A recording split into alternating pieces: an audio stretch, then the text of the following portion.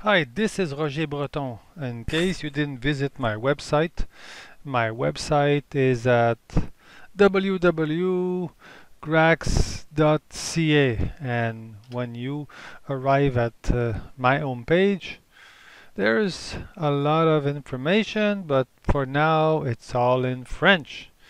I have to work on translating this in English, and at the same time I want to change it so it works on mobile devices as well. It's a tall order for now. There's a bunch of things here that you could, browse, but I want to just take a few minutes to show you the tools that I have over here. In French, this is called tools. So there's a deltaE calculator and there's a profile conversion. So let me first dig into the deltaE calculator. I use it all the times. It's a simplified deltaE calculator in the sense that it only calculates deltaE according to the 1976 LEB equation. It doesn't use CMC or CIE 94 or DE 2000. So let's say I have two colors I want to compare.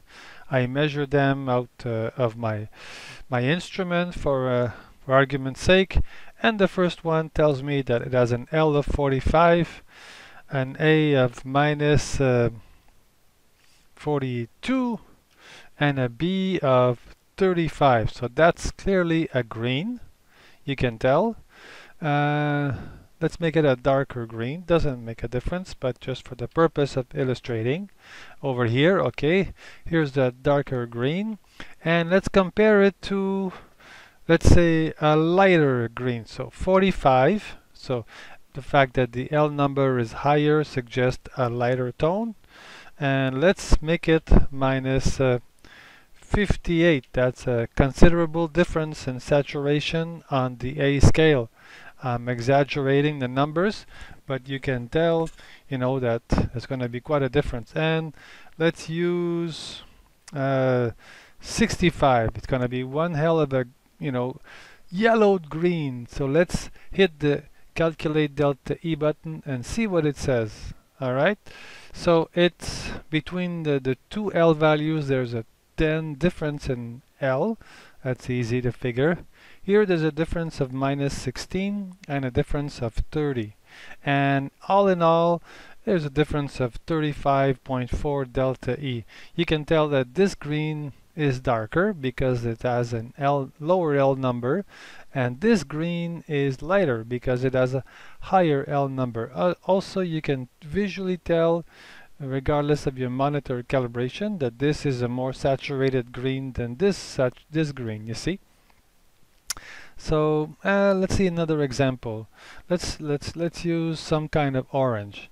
So to have an orange, we need a higher L value, 70, because oranges are lighter in tones, and we're gonna need a positive A number. Positive A numbers like 61, and let's crank out the B to 70. Maybe that will make sense, we'll see. And we'll compare it with a yellow. So let's go for even higher L content. Yellows are always very bright. And let's go for 75.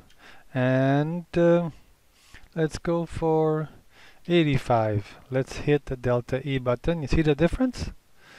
Now you need a monitor with rather large gamut because there's no color management going on over here.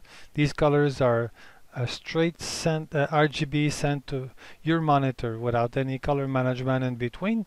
So you can see what the deltaE value. It's pretty, it's pretty high still, lower than what we had before, but it's high.